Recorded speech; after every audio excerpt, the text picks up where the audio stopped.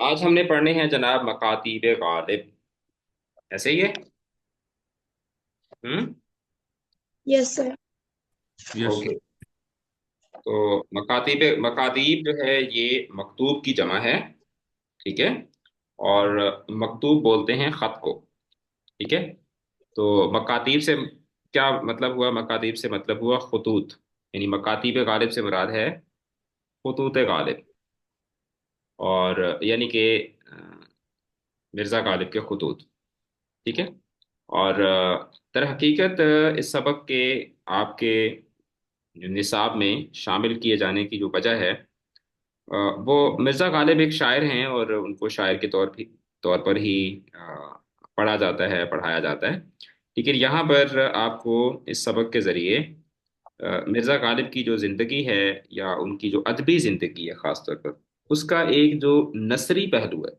यानी शायरी तो उन्होंने की है, लेकिन शायरी करने के साथ साथ उन्होंने नसर भी लिखी है। ठीक है, राइटर थे ना, जारी बात है। अब जो शायर होता है वो सिर्फ शायरी तो नहीं करता रहता, वो नसर भी लिखता है। वो शायर जो होते हैं वो मजमून वगैरह भी लिख रहे होते हैं, वो अपने दोस्तों से बातचीत भी कर रहे होते हैं, खत भी लिख रहे होते हैं। तो इसमें दर हकीकत मिर्ज़ा गालिब की जो नसर है, ठीक है, वो आपको यहाँ पर बताई जा रही है। ठीक है। अच्छा, अब पहले हम ज़रा जो दोनों खतूत हैं, दो हैं या तीन हैं, उनको पढ़ लेते हैं और फिर उसके बाद हम बेस्ड ऑन दैट फिर हम जो खतूत के जो महासिन हैं, ठीक है, यानी कि खतूत की जो खूबियां हैं, उनके मतलब भी हम बातचीत करेंगे। ठीक है। तो पहला जो ख़त है ये इन्होंने लिखा है मुंशी हरगोपाल तफ्ता को। और मुंशी हरगोपाल तफ्ता जो थे ये दर हकीकत में, अगर आपको यहाँ पे थोड़ा सा बैकग्राउंड भी डेफिनेटली बताना पड़ेगा कि ये खत किसको लिखा जा रहा है। तो तफ्ता जो थे ये मिर्ज़ा गालिब के एक दोस्त भी थे और शायरी में ये मिर्ज़ा गालिब के शागिर्द भी थे। ठीक है। और मिर्ज़ा गालिब से ये शायरी में क्या क्या क्या करते थे, इस्लाह लेते थे। और दोस्ती भी थी आपस में इनकी, और उस्ताद शागिर्द वाला ताल्लुक भी था। तो काफ़ी ज़्यादा इनकी आपस में जो खत्तो किताबत थी, वो भी रहती थी। ठीक है। तो पहला खत जो इनका है वो मुंशी हरगोपाल तफ्ता को है।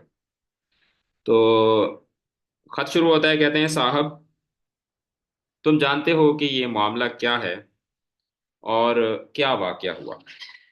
वो एक जन्म था, यानी वो एक वक्त था, वो एक दौर था, वो एक जन्म था। से मुराद ये है कि वो एक एक दौर था। ठीक है। कि हम तुम बाहम दोस्त थे, कि हम दोनों एक दूसरे के क्या थे, दोस्त थे। और तरह तरह के हम में तुम में मामलाते महर व मोहब्बत दरपेश आए। यानी कि हमारे दरमियान, महर बोलते हैं प्यार को, ठीक है, उल्फत को। और महर व मोहब्बत से मतलब दोस्ती। क्या मतलब, जैसे कहता है ना कि एक वक्त था, हमारी बड़ी दोस्ती थी और हमारे दरमियान बहुत कुछ चलता रहता था। ठीक है, हमारे दरमियान दोस्ती के मामलात थे। शेर कहे, दीवान जमा किए। दीवान जो है ये शायरी के मजमूए को बोलते हैं। दीवान जमा किए यानी कि हमने काफी ज्यादा शायरी लिखी। ठीक है। उस जमाने में एक बुजुर्ग थे कि वो हमारे तुम्हारे दोस्त दोस्त दिली थे। ठीक है। दोस्त दिली यानी कि वो जो दिली दोस्त होता है। ठीक है। और यहाँ पे दोस्त दोस्त दोस्त दिली से मुराद ये भी हो सकता है कि दिल्ली के दोस्त थे। ठीक है, क्योंकि देखें मिर्जा गालिब जो हैं इनका जो ज्यादा जो वक्त गुजरा है वो दिल्ली में गुजरा है। ठीक है। दोस्त दिल्ली भी हो सकता है कि दिल्ली के दोस्त, और ये भी हो सकता है कि हमारे वो बहुत अच्छे दोस्त थे, हमारे वो बहुत गहरे दोस्त थे। तो आप यहाँ पे ये कह सकते हैं कि जो दिल्ली का लफ्ज है, ठीक है, दिल्ली का लफ्ज, ये एक एक तरह से आप इसको किनाया भी कह सकते हैं कि ये लफ्ज अपने हकीकी मानों में भी मुराद दिए जा सकता है और मुजाजी मानों में भी मुराद दिया जा सकता है। ठीक है। अच्छा। तो और मुंशी नबी बख्श उनका नाम था और हकीर जो था वो उनका तखल्लुस था। तखल्लुस क्या होता है? जो एक किसी भी शख्स का जो शायराना नाम होता है। शायर का ठीक है। नाम। जी बेटा। कुछ नहीं सर। हाँ, शायर का नाम नहीं, किसी शायर का जो शायराना नाम होता है। ठीक है। यस, दिल्ली जो है यहाँ पे फैसल आप कह सकते हो कि ये एक जूमानी लफ्ज के तौर पर इस्तेमाल हो रहा है।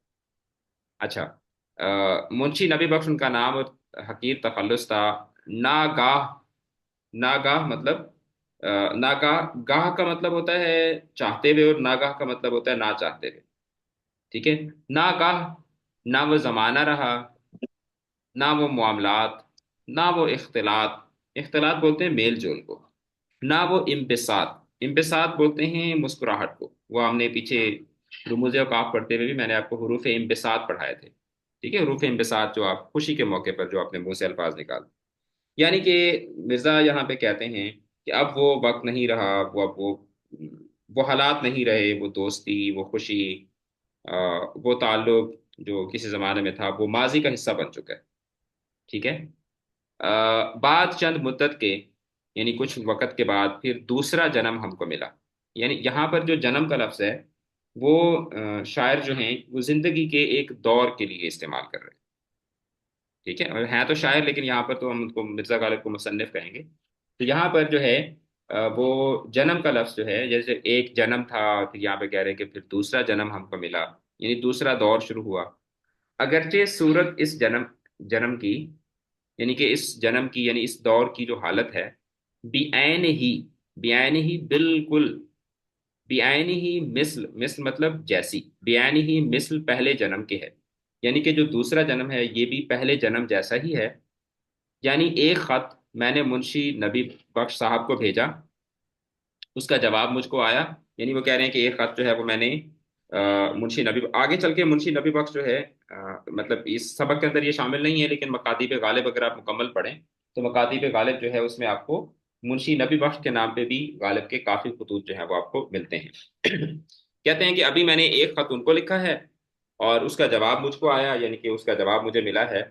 और एक खत तुम्हारा, कि तुम भी मौसूम ब मुंशी हर गोपाल और मुतखल्लस बतफ्ता हो।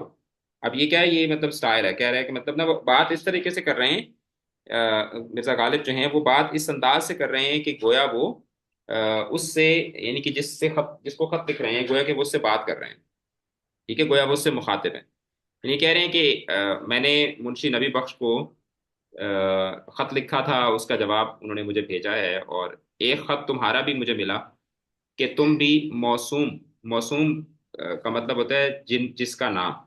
ठीक है, मौसूम जिसका नाम, तुम भी जिसका नाम मुंशी हरगोपाल है, और मुतखल्लस यानी कि जिसका तखल्लुस तख्ता है। आज आया कि आज तुम्हारा खत मिला, और जिस शहर में हूँ उसका नाम भी दिल्ली, और इस मोहल्ले का नाम, मुतखल्लिफ क्या था सर? तखल्लुस जो है, मुतखल्लस मतलब देखे ना, मुतखल्लस जैसे, मुतखल्लस से मुराद है कि तुम्हारा तखल्लुस, तुम्हारा तखल्लुस जो है तो कि तुम मुतखल्लस बतफ्ता हो, यानी कि तुम तफ्ता के तखल्लुस से जाने जाते हो। ओके ठीक है, सर। तुम जो है वो मुतखल्लस बतफ्ता हो, यानी कि तुम तफ्ता के तखल्लुस से जाने जाते हो। कहते हैं कि आज तुम्हारा खत आया, और मैं जिस शहर में हूँ उसका, इसका नाम भी दिल्ली है, और इस मोहल्ले का नाम दिल्ली मारों का मोहल्ला है। ये यानी कि वो जगह है जहाँ पर मिर्ज़ा गालिब पैदा हुए, वहीं पर ही इन्होंने ज़्यादातर वक्त गुजारा। लेकिन एक दोस्त उस जन्म के दोस्तों में नहीं पाया। ठीक है, लेकिन एक दोस्त उस जन्म के दोस्तों में नहीं पाया जाता। वल्ला ढूंढने को मुसलमान इस शहर में नहीं मिलता। क्या अमीर, क्या गरीब, क्या अहले हरफा, अहले हरफा, अहले हरफा बोलते हैं जो अहले, अहले फन होते हैं, जो किसी भी फन के, किसी भी शोबे के जो माहिर लोग होते हैं, उनको अहले, उस मोहल्ले, उस फन के या उस पर्टिकुलर डिसिप्लिन के उनको माहिरीन कहा जाता है। ठीक है, अहले हरफा यानी अदब के अहले हरफा से मुराद होगा जो अदब के जो लोग होते हैं। ठीक है, तो यहाँ पर अब अहले हरफा से मुराद ये ले सकते हैं कि मुख्तलिफ जो फ़नून के माहिर हैं। क्या अहले हरफा, अगर कुछ हैं तो बाहर के हैं। हुनूद अलबत्ता, यानी हुनूद यहाँ पे हिंदू की जमा है, हिंदू की जो जमा है ना, हिंदू की जमा हुनूद है। ठीक है, हुनूद अलबत्ता कुछ कुछ आबाद हो गए हैं। यानी यहाँ पर क्या बता रहे हैं, यहाँ पर मिर्ज़ा गालिब जो हैं वो दिल्ली के जो हालात हैं उनका जिक्र करते हैं, और बताते हैं कि अभी मैं दिल्ली में रहता हूँ, और साथ ही साथ वो इस बात का यहाँ पर अफसोस भी कर रहे हैं कि जो इनका जो नया दौर है, ठीक है, उसमें वो वाले दोस्त जो उनके पहले थे वो वाले दोस्त नहीं हैं। और दिल्ली शहर में वो कह रहे हैं कि अब मुसलमान जो हैं वो बहुत कम हो गए हैं, और ज़्यादातर यहाँ पे बाहर के लोग हैं, फॉरेनर्स यहाँ पे, यानी कि जो मुख्तलिफ दूसरे शहरों से लोग यहाँ पर आकर आबाद हो। इन सिंपल वर्ड्स वो कह रहे हैं कि अब यहाँ पे मुझे अपना कोई दोस्त जो है वो नजर नहीं आता। ठीक है। अच्छा, अब पूछो तो क्यों कर मस्कन कदीम में बैठा रहा। मतलब वो कह रहे हैं कि भाई मेरे सारे दोस्त जो थे, मतलब क्योंकि देखें दिल्ली से लोग जो थे, जब दिल्ली में दिल्ली का बलवा हुआ था। ठीक है, जब दिल्ली की लड़ाई हुई थी, जब 1847 की जो जंग थी ना, उसके बाद दिल्ली के हालात जो थे वो बहुत ज़्यादा ख़राब हो गए थे। ठीक है। मुसलमानों की हुकूमत जो थी वो जाती रही दिल्ली से। और फिर उसके बाद यू सी कि हिंदू जो थे वो आहिस्ता आहिस्ता उन्होंने दिल्ली को कैप्चर कर लिया था। तो बाकी जो इनके दोस्त थे, बाकी शोरा के भी जब आप हालात पढ़ते हैं ना, तो आपको ये सारी चीज़ें वहाँ पे मिलती हैं। ठीक है। कि वो फिर दिल्ली को लोग छोड़ के तो कोई लखनऊ चले गए, कोई दक्कन चले गए। ठीक है, जहाँ जहाँ जिसको मौका मिला, लोग जो थे वो लेफ्ट राइट को मूव कर गए थे। अब यहाँ पे मिर्जा कहते हैं कि भाई अब तुम पूछोगे कि मैं क्यों मस्कन कदीम रहने की पुरानी जगह, कि मैं यहाँ पर क्यों रहा। कह रहा है कि साहब बंदा, मैं हकीम मोहम्मद हसन खान मरहूम के मकान में 9-10 बरस से किराया को रहता हूँ, यानी कि किराए पर रहता हूँ। ठीक है। मतलब वो कह रहा है कि मैं किराए पर रहता हूँ, और यहाँ करीब क्या दीवार ब दीवार हैं घर हकीमों के। वो कह रहे हैं कि यहाँ करीब जो हैं वो दीवार के साथ दीवार, मतलब जैसे कहते हैं दीवार से दीवार मिली थी, मतलब यहाँ पे आस पास में ही हकीमों के घर हैं। और वो नौकर हैं राजा इंदर सिंह बहादुर वालिये पटियाला के। यानी वो कह रहे हैं कि यहाँ पर इस मोहल्ले में, ये जो बिल्ली मारों का मोहल्ला है, यहाँ पर काफी हकीम रहते हैं। और वो जो हकीम हैं, मतलब काफी हकीमों के घर हैं, और हकीम भी वो हैं कि जो पटियाला आपको पता है एक रियासत है इंडिया के अंदर। तो पटियाला के जो वाली वाली बोलते हैं बादशाह को, या जो हुक्मरान होता है। यानी वो कहते हैं कि जो पटियाला के जो वाली हैं, पटियाला के जो बादशाह हैं, उनके नौकर हैं। पेशे के एतबार से वो हकीम हैं, और वो इस मोहल्ले में रहते हैं। ठीक है। राजा साहब ने साहिबान आलीशान के इन लोगों से, यहाँ पर साहिबान आलीशान से मुराद यही वो लोग हैं। हमारे टीचर ने हनूज करवाया था। क्या ये क्या ये ठीक है? नहीं नहीं नहीं नहीं नहीं, वो हुनूज एक और लफ्ज होता है। हुनूज जो है वो और लफ्ज होता है बेटा, ये हुनूद है। वो आपने अलामा इकबाल का वो शेर नहीं सुना हुआ, वज़ा में नसारा हो तमद्दुन में हुनूद, तुम ऐसे मुसलमान हो तुम्हें देख के शर्माए यहूद। तो हुनूद जो है ये हिंदू की जमा है, ये हुनूज नहीं है। हुनूज का मतलब होता है अब तक। हुनूज जैसे कहते हैं ना, हुनूज दिल्ली दूरस्त, हुनूज का मतलब होता है अब तक। तो यहाँ पे ये हुनूज तो यहाँ पे बनता ही नहीं है, हुनूज का तो यहाँ पे कोई कॉन्टेक्स्ट ही नहीं बनता। ठीक है। क्योंकि बेटा हुआ इस तरीके से था कि जो 1857 की जो वॉर थी ना, जिसको जंग आज़ादी हम कहते हैं, तो जंग आज़ादी के बाद ये जो बहादुर शाह जफर थे, उनको तो उठा के ले गए और उनको जाके रंगून में कैद कर दिया था।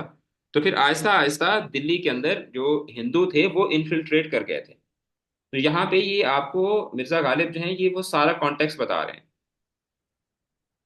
क्योंकि एक जमाना था ना कि दिल्ली जो था वो, आपको पता है ना कि दिल्ली मुगलिया हुकूमत के दो ही तख्त थे ना। और वो कौन कौन से थे? हम्म। जो मुगलिया हुकूमत है उसके दो तख्त जो हैं वो कौन कौन से थे? यानी कि उनके जो बर्रे सगीर के अंदर, सब कॉन्टिनेंट के अंदर जो कैपिटल्स थे, एक लाहौर था और एक दिल्ली था। दिल्ली और ऐसे लाहौर। ही दिल्ली और लाहौर। तो इनिशियली जो था वो दिल्ली था, फिर जो कुछ जो राजे थे वो उन्होंने लाहौर की तरफ शिफ्ट हुए, जैसे शाहजहां जो था। ठीक है, शाहजहां का मकबरा भी इधर ही है, और ऑल दैट स्टफ। तो फिर दोबारा फिर वो दिल्ली में चले गए बहादुर शाह जफर, और ये I don't want to get into the history, but the thing is कि जब दिल्ली पर जब अंग्रेजों ने कब्जा कर लिया, तो उसके बाद से फिर क्या था, उसके बाद से जो मुसलमान थे वो तो जाहिर बात है, आपको पता है कि मुसलमानों के साथ ही असल लड़ाई थी। तो हिंदू जो है वो तो बड़ी मुश्किल, बड़ी आसानी से उन्होंने जो है ना वो एक तरह से कोएलिशन कर ली थी अंग्रेजों के साथ ना। तो ये सारा कॉन्टेक्स्ट आप जो है वो हिस्ट्री के अंदर आपने पढ़ा होगा, मुताला पाकिस्तान वगैरह में 10th में भी आपने पढ़ा होगा। तो वो यहाँ पर दर हकीकत ये बताना चाह रहे हैं कि अब यहाँ पे आहिस्ता आहिस्ता हिंदू जो हैं वो बढ़ते जा रहे हैं। अच्छा, तो कहते हैं कि जी यहाँ पर हकीमों के घर हैं, और हकीम वो हैं कि जो राजा इंदर सिंह के गालिब मुस्लिम था। जी बिल्कुल, गालिब मुस्लिम था भाई, ऊपर आप उसका नाम नहीं पढ़ रहे? मिर्जा असदुल्ला खान उसका नाम था, क्या हो गया यार, तो तुम गालिब को हिंदू बना रहे हो। भाई गालिब जो थे वो मिर्जा असदुल्ला खान उनका नाम था। ठीक है, इतना प्यारा नाम है उनका। तो बिल्कुल भाई मुसलमान थे। ठीक है, हजरत अली की शान में उन्होंने ऐसे खूबसूरत कसीदे लिखे हैं। ठीक है, और सहाबा की शान में, हजरत अली की शान में, मुसलमान थे। ठीक है। अच्छा, तो अब इसके काम चेक करो यार, इसने गालिब जो है ना अच्छा, वेल एनी हाउ, तो कहता है कि जी राजा साहब ने साहिबान आली शान से अहद लिया था, यानी उनसे ये वादा लिया था कि बर वक्त गारत, गारत दहली, कि जब दिल्ली गारत हो रही होगी, गारत का मतलब होता है तबाह करना। तो जो मतलब ये कॉन्टेक्स्ट समझिएगा, यहाँ पर वो कह रहे हैं कि जो राजा इंदर सिंह थे, उन्होंने अपने जो हकीम हैं उनसे ये अहद लिया था, उनसे ये वादा लिया था कि जब दिल्ली गारत होगी, जब दिल्ली में बलवा होगा, जब दिल्ली में फसाद होंगे, तो तुम्हें कुछ नहीं होगा। चुनाचे बाद फतह, यानी जब दिल्ली फतह हो गई, अंग्रेजों ने फतह कर ली, तो राजा के सिपाही यहाँ आ बैठे, और ये कूचा, यानी कूचा यानी कि ये टुकड़ा या ये इलाका जो था ये महफूज रहा, वरना मैं कहाँ और ये शहर कहाँ। मतलब कहते हैं कि यार मैं कहाँ और ये शहर कहाँ, मतलब क्यों कह रहे हैं कि मैं, वरना मैं इस शहर में कैसे बच सकता था। ये तो इन लोगों की वजह से हमारे वाला जो इलाका है ये जरा फसाद वगैरह से बच गया। जी अब्दुल रहमान। फिर ये लिखा है राजा साहब ने साहिबान आली शान से अहद लिया। हाँ, तो साहिबान आली शान कौन? साहिबान आलीशान से मुराद है वो हकीम, ओके। यानी कि हाँ, यहाँ पे आप ये मुराद ले रहे हैं ना, आप इसको कॉन्टेक्स्ट को समझे ना, कि एक राजा है, उस राजा के नौकर हैं जो एक किसी खास जगह पे रहते हैं, और वो हैं भी कौन, हकीम है। ठीक है, मतलब वो बादशाहों की उस टाइम पे ना बड़ी कदर, जो हकीम होते थे, जो तबीब होते थे भाई, उनकी बड़ी वैल्यू होती थी। आपने वो तो, अगर आपने बचपन में कहानियां वगैरह पढ़ी हों, तो उसमें आपने पढ़ा होगा इस तरह की कहानियां कि वो बादशाह बीमार हो गया और उसको इलाज नहीं मिल रहा था, तो फिर एक हकीम ढूंढ कर रहा है, तो फिर वो हकीम जो थे मतलब जिस तरह अभी डॉक्टरों की एक बड़ी प्रेस्टीज है, तो उस जमाने में भी जो, उस जमाने में एलोपैथिक तो मेडिसिन और ये सारा तो नहीं होता था ना, तो हकीम होते थे, तो हकीमों की भाई बड़ी टौर होती थी, बड़ी वैल्यू होती थी उनकी।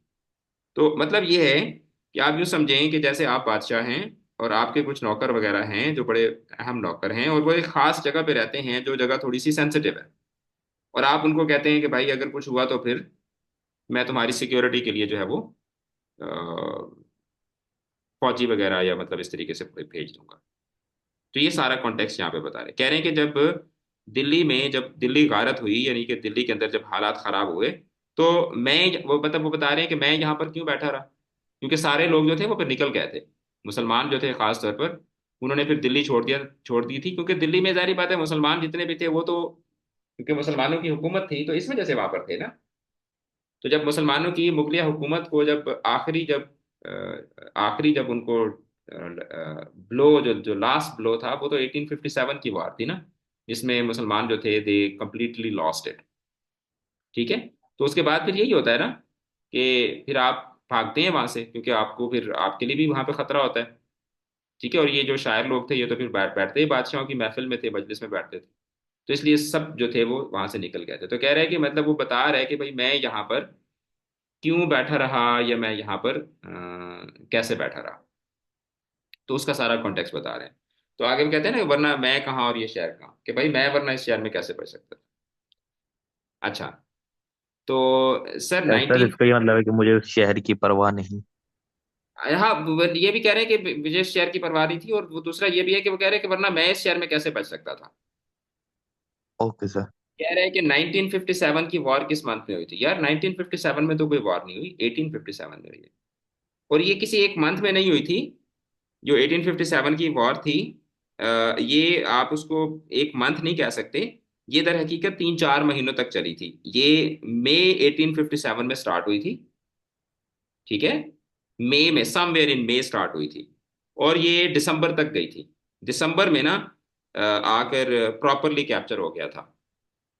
ठीक है, in December they actually captured the entire continent, subcontinent. 10 मई से 8 जुलाई तक। 8 जुलाई तक। जैसे लिखा है, May 10, 1857 से 8 जुलाई 1859। मेरे ख्याल में तो ये दिसंबर तक था जो सही है, कर। 2 साल आगे तक है।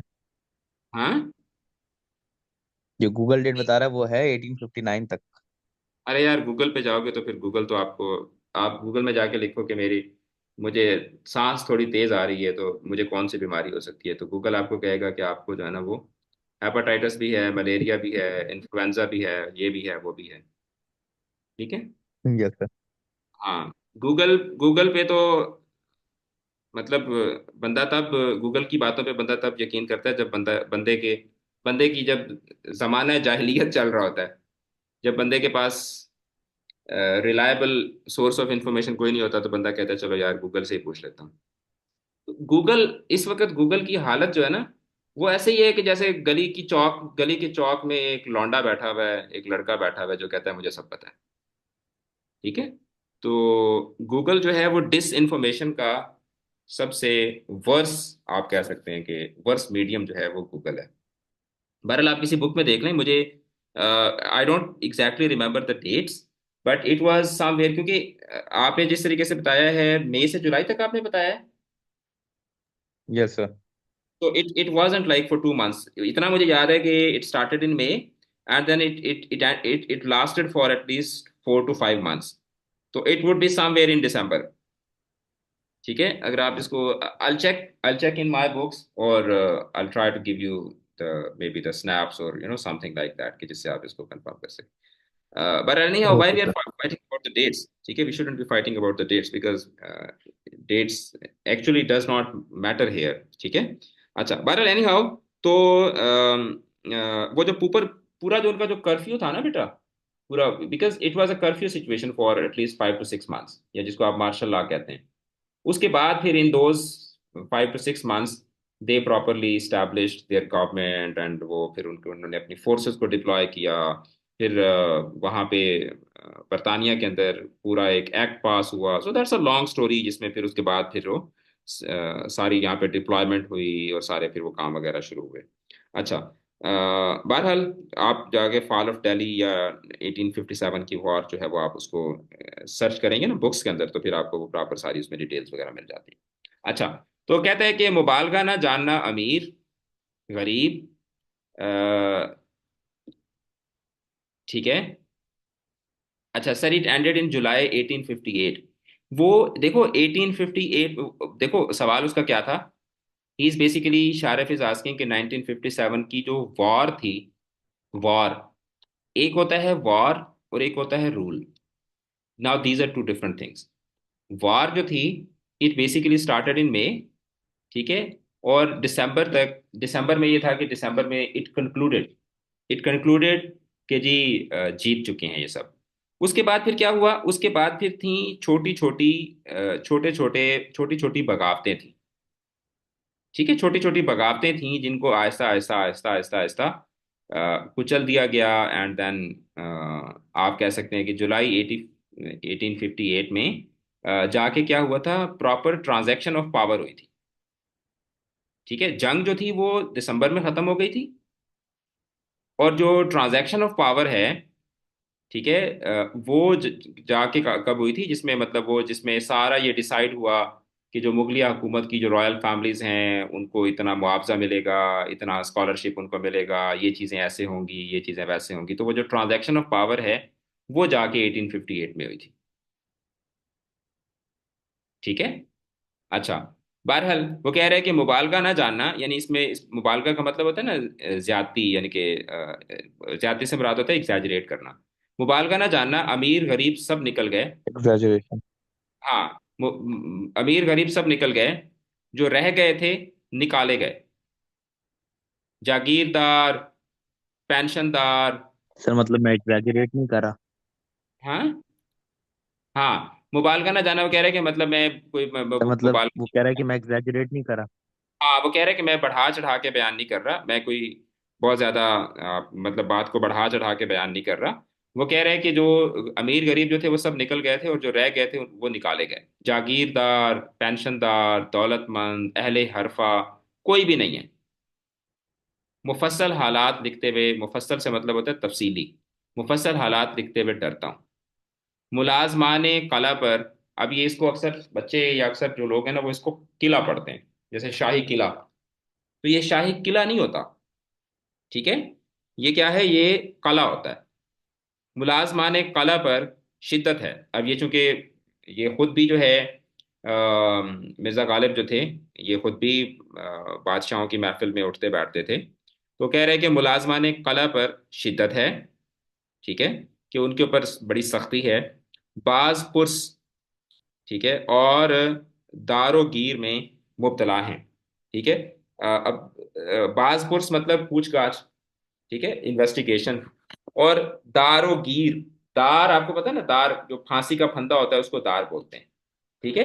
दारोगीर से यहाँ पर क्या मुराद है, दारोगीर से मुराद ये है कि यानी कि वो जिस तरह होता है ना कि जेल वगैरह, ठीक है, कैदो बंद भी इसको कहा जाता होता है। दारोगीर में मुब्तला हैं कि उनको पकड़ धकड़, उनकी पकड़ धकड़ होती रहती है, उनको कभी उठा के ले जाते हैं, इस तरह की सिचुएशंस हैं, ठीक है। अच्छा, तो कह रहे हैं कि बाज पुरस और दारोगिर में मुब्तला है। मैं गरीब शायर, 10 बरस से तारीख लिखने और शेर की इस्तिलाह देने पर मुताल्लिक हुआ हूँ, ठीक है। अब ये चूंकि क्लासिक उर्दू है ना, we are reading classic Urdu, तो जो क्लासिकी उर्दू है तो उसका जो स्टाइल है वो आज की उर्दू से काफ़ी जो है वो मुख्तलिफ है, ठीक है। अच्छा, तो अब बच्चे जो है ना वो यहाँ पे रेफरेंसेस दे रहे हैं पाकिस्तान के हालात का ना, तो अब वो मैं तो जाहिर बात है अब वो नाम नहीं ले सकता, वरना अभी ये ना हो कि मेरे साथ भी वही सूरत हाल बने जिसका यहाँ पे गालिब जिक्र कर रहे हैं। तो कह रहे हैं कि मैं गरीब शायर हूँ, 10 बरस से यानी 10 साल से तारीख लिखने और शेर की इस्तलाह देने पर मुतल्लिक हूँ, यानी कि मैं 10 साल से लिखने पढ़ने का काम कर रहा हूँ। अच्छा, खा इसको नौकरी समझो, खा इसको मजदूरी समझो, यानी कि खा का मतलब है चाहे, कि चाहे आप इसको मजदूरी समझो, चाहे आप इसको नौकरी समझो, जो भी समझो। इस फितना आशोब, फितना आशोब बोलते हैं मुसीबत को, ठीक है, आशोब जो है वो मुसीबत को, बीमारी को बोलते हैं।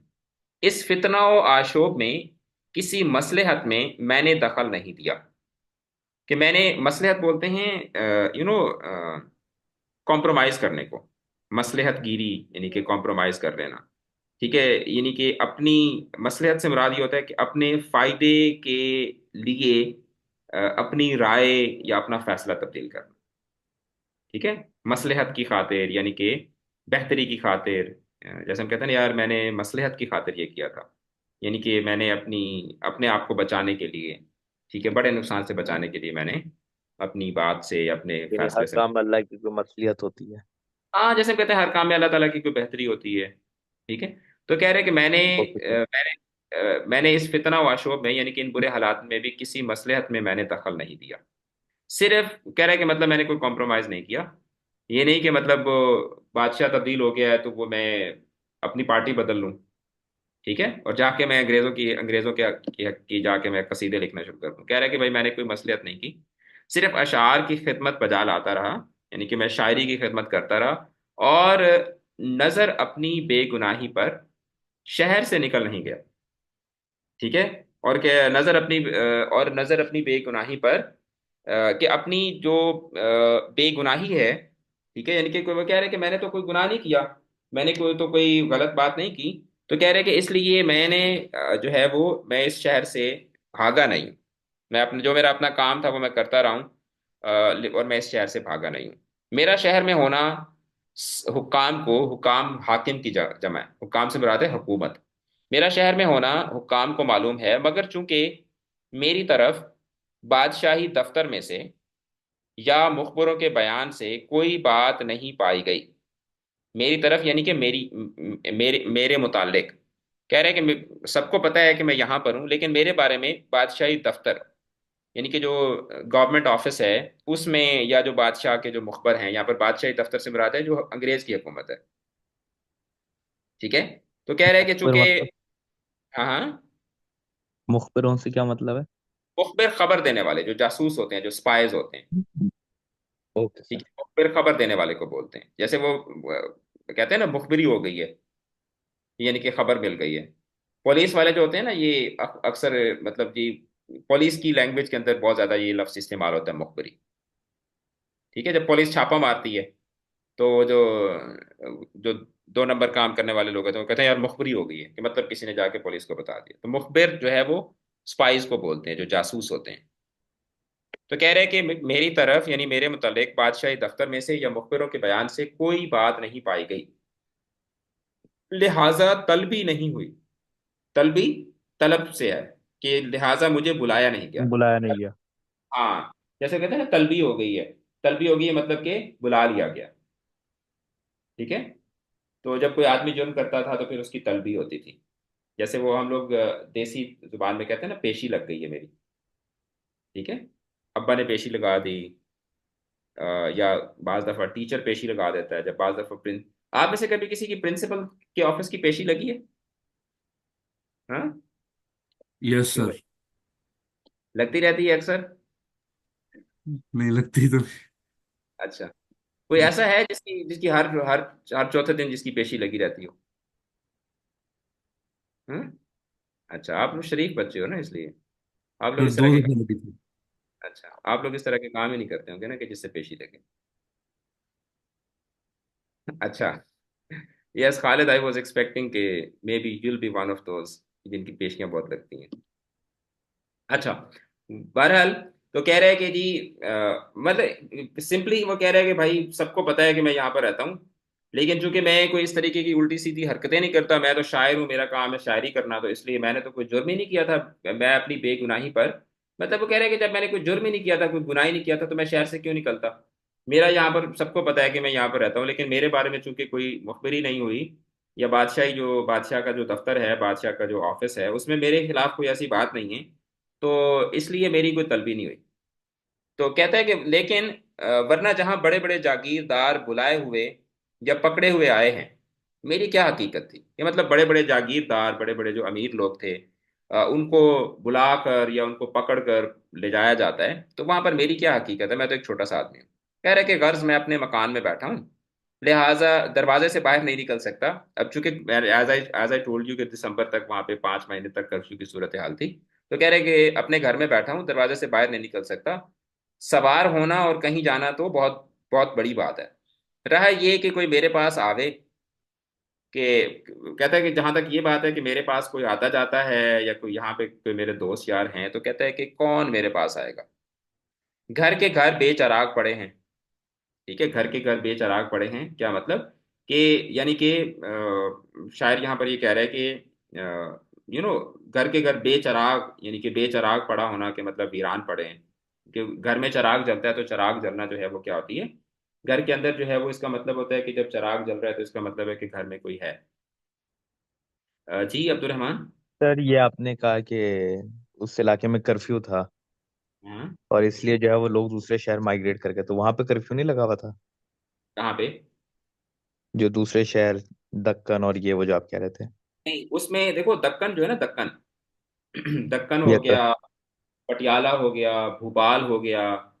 ठीक है। अच्छा, इस तरीके की और भी कुछ रियासतें थीं। कुछ रियासतें ऐसी थीं कि जिनके जो राजा थे ना, मतलब कुछ उसमें हिंदू यस सर। रियासतें और कुछ उसमें मुसलमान रियासतें भी शामिल थी। अब ये हिस्ट्री की बात है। कुछ ऐसी रियासतें थीं कि जो आखिरी वक्त तक, यानी 1947 तक, जो आज़ाद रहीं। ठीक है। तो प्रिंसली स्टेट्स। ये हाँ, जिनको जिनको हम प्रिंसली स्टेट्स के तौर पर कहते हैं। ठीक है, राजवाड़े भी ओके इनको, सर। जिनको राजवाड़े कहते हैं, मतलब कुछ ऐसे राजे थे जो इतने ज्यादा पावरफुल थे। अब देखिए ना, अंग्रेजों ने यहाँ पे क्या किया, अंग्रेज बड़े हरामी थे। ठीक है, उन्होंने यहाँ पर क्या किया, उन्होंने ना यहाँ पे वो जो डिवाइड एंड रूल की पॉलिसी है, तो सबसे पहले तो उन्होंने आते ही यहाँ पे हिंदू और मुसलमानों को आपस में लड़ाया। ठीक है। हिंदू और मुसलमानों को लड़ा दिया। तो उससे ये हुआ कि उन्होंने जो 1757 वाली जो पहली जंग थी वो उन्होंने लड़ी। उसके बाद उन्होंने वो जी उन्होंने वो ब्लेम गेम करना शुरू कर दी कि जी नहीं जी वो इसके पीछे फलाना था और उसके पीछे फलाना था, उन्होंने हिंदू मुसलमानों को आपस में लड़ा दिया। उसके बाद उन्होंने क्या किया, उसके बाद उन्होंने ऐसे राजे ढूंढे जो उस वक्त कमजोर थे, यानी कि आई एम टॉकिंग अबाउट 1757। तो उन्होंने देखा कि उस टाइम पे जो कमजोर राजे थे उन्होंने उनको मुराद देना शुरू कर दी। उन्होंने उनकी जो राजवाड़ियां थी, या मतलब उनकी जो स्टेट्स थी, उनको उन्होंने प्रिविलेजेस दी।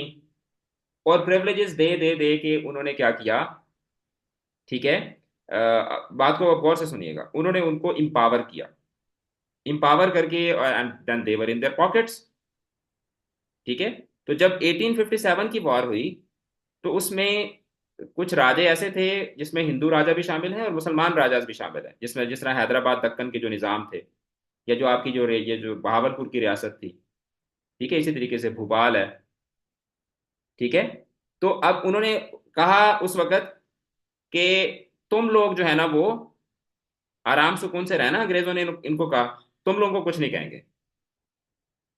तो उस वक्त ये जो थे बहावलपुर के राजा थे, हैदराबाद के राजा थे, या बाकी सारे जो राजवाड़े थे, ये जो मतलब कि जिनसे खतरा हो सकता था, ठीक है, जो कंपैरेटिवली स्ट्रांग थे, उनको उन्होंने खरीद लिया। वो तो उनकी पॉकेट्स में थे। तो then they just targeted those areas कि जहां से उनको रिबेलियन थी, जैसे मैसूर है। ठीक है। मैसूर के राजा जो थे हैदर अली, जिनके बेटे फिर टीपू सुल्तान, या इसी तरीके से जो सिराजुद्दौला थे। ठीक है। इस तरीके के जो राजाज थे ना, जिनसे उनको एक स्ट्रॉन्ग ब्लो की उम्मीद थी, तो उन्होंने सिर्फ उनको टारगेट किया। And this is how they easily ended up being the conquerors. वरना आपको पता है कि उस वक्त जो हिंदुस्तान की, यानी कि जो आपका सब कॉन्टिनेंट है, इसकी जो आबादी थी 1857 के, अगर आप स्टैट्स उठा के देखें, तो हिंदुस्तान की जो आबादी थी ना, वो थी तकरीबन 16 करोड़। ठीक है। 16 करोड़ मतलब हम आज से 200 साल 250 साल पहले की बात कर रहे हैं ना। तो 16 करोड़ की आबादी थी। और 16 करोड़ की जो आबादी थी उसको कंट्रोल करने के लिए कितने फौजी बुलाए होंगे।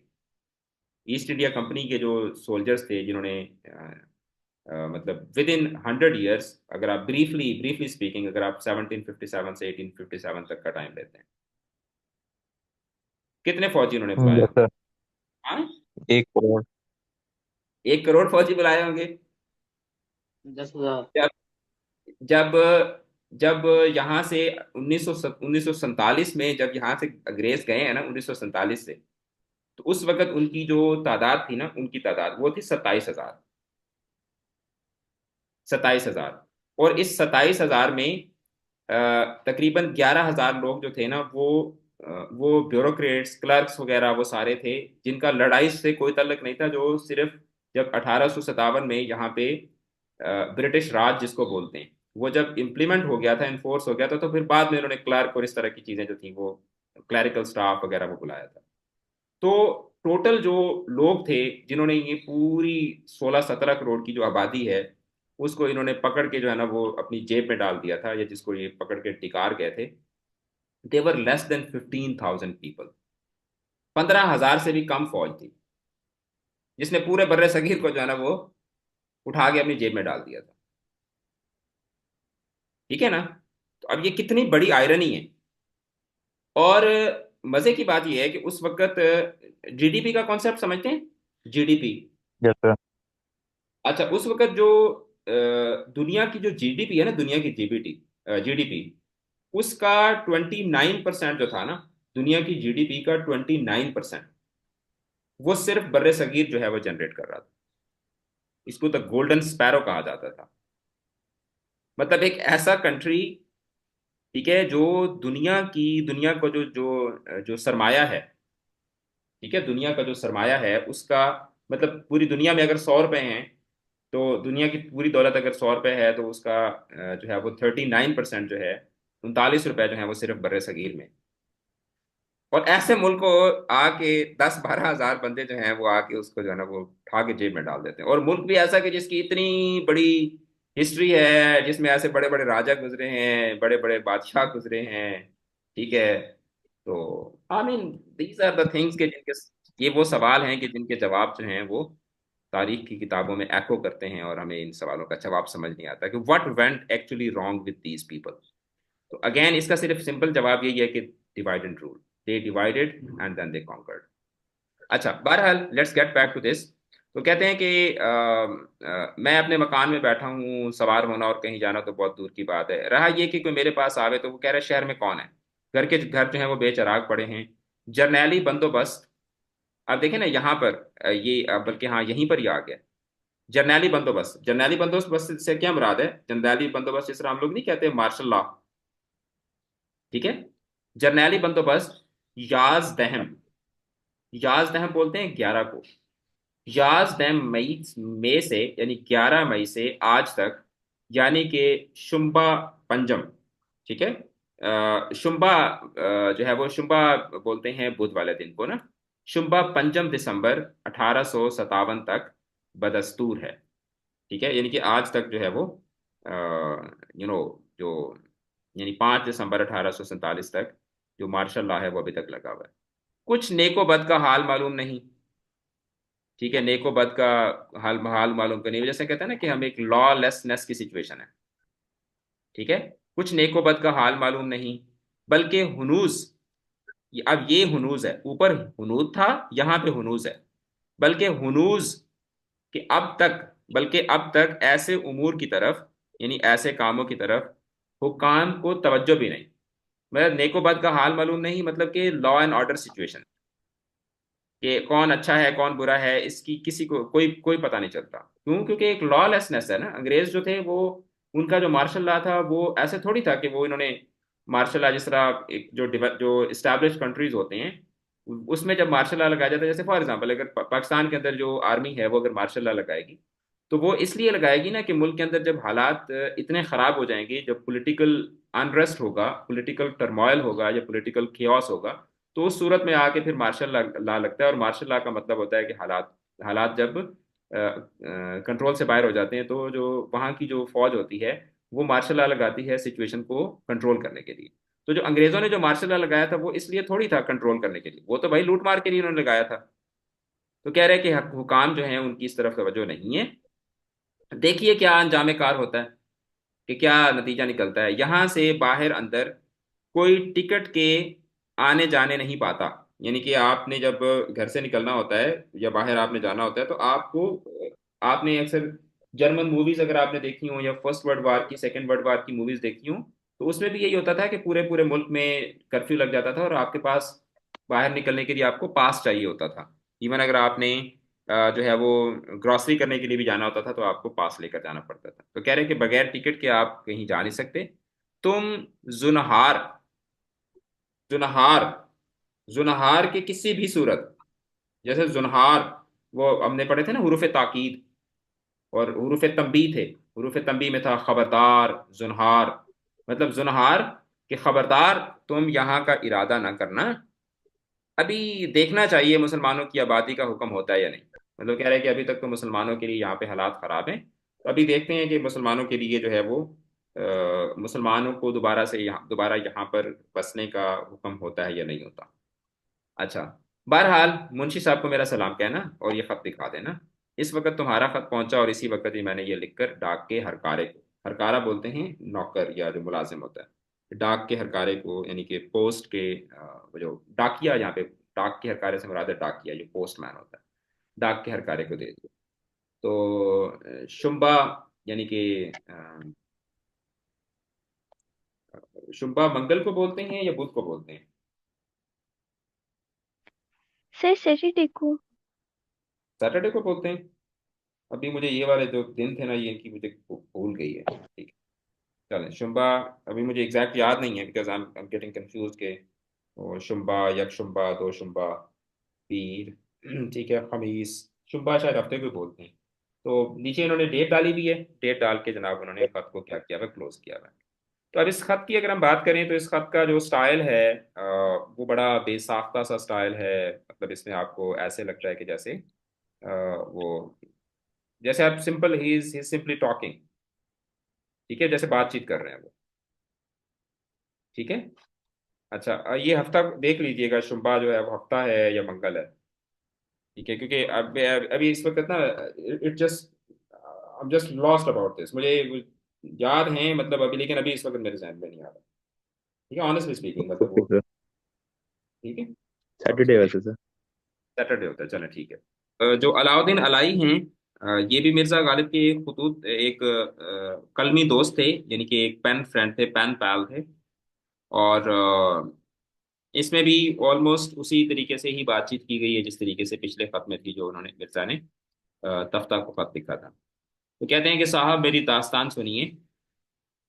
पेंशन बेकमो कास्ट जारी हुआ। ठीक है। मतलब यहाँ पे वो अपनी आप जैसे जब ये हो गया था ना, जब दिल्ली का गदर हुआ था, तो उसके बाद क्या हुआ कि जो वहाँ के जो शायर थे या इस तरह के जो आर्टिस्ट थे, उनको फिर जो जो इंग्लिश गवर्नमेंट है उन्होंने क्या किया था, वहाँ पे उनके कुछ मुआवजे वगैरह जो थे वो जारी कर दिए थे। ठीक है। तो यहाँ पे मिर्जा गालिब जो हैं वो अपनी पेंशन के जारी होने के जो मामलात हैं वो यहाँ पर बता रहे हैं। और कहते हैं कि मैं तुम्हें क्या बताऊं कि मेरी जो पेंशन है वो जारी हो चुकी है। ठीक है। बेकमो कास्ट, बेकमो कास्ट आखिरकार, आसान अल्फाज में अगर मैं आपको इसका तर्जमा करवाऊं तो कहते हैं कि बेकमो कास्ट मेरी यानी कि आखिरकार मेरी पेंशन जो है वो जारी हो गई है। जर्रे मुज्तमा। ठीक है। जर्रे मुज्तमा। जर्रे मुज्तमा, मुज्तमा का मतलब होता है इकट्ठा, जर बोलते हैं दौलत को। जर्रे मुज्तमा यानी कि मेरी जो, इंग्लिश में इसके लिए जो वर्ड चूज होता है ना, that is net amount. Net amount की कुल रकम। सह साला, सह साला, सह बोलते हैं तीन को, सह साला 3 साल का। ठीक है। यानी कि वो कह रहे हैं कि 3 साल की जो मेरी जो पेंशन थी, ठीक है, जर्रे मुज्तमा 3 साला। ठीक है। यानी मुझे 3 साल की मेरी जो पेंशन थी वो मुझे इकट्ठी मिल गई है, बाद अदाए हुकूक। ठीक है, यानी हुकूक अदा करने के बाद। ठीक है, बाद अदाए हुकूक, यानी कि हुकूक अदा करने के बाद 400 रुपए देने बाकी रहे। ठीक है। यानी कि मैंने जो लोगों से कर्ज वगैरह लिया हुआ था, ठीक है, वो मैंने अदा किया। और उसके करने के बाद मेरे पास 400 रुपये अभी भी मैंने लोगों के देने। ठीक है। और 87 रुपये 11 आने मुझे बचे। यानी कि वो कह रहे हैं, इन सिंपल वर्ड्स आप ये कह सकते हैं कि वो कह रहे हैं कि जब मुझे 3 साल की पेंशन इकट्ठी मिली है, तो मैंने जो 3 साल में, ये ऐसे ही है कि जैसे एक आदमी है, उसकी 3 साल तक सैलरी ना आई हो और वो कर्जा ले ले ले के गुजारा कर रहा हो, तो उसके बाद जब उसको सैलरी मिले तो वो सबसे पहले तो अपना कर्जा ही उतारता है ना। अगर वो बंदे का पुत्र होगा तो सबसे पहले वो अपना कर्जा उतारेगा।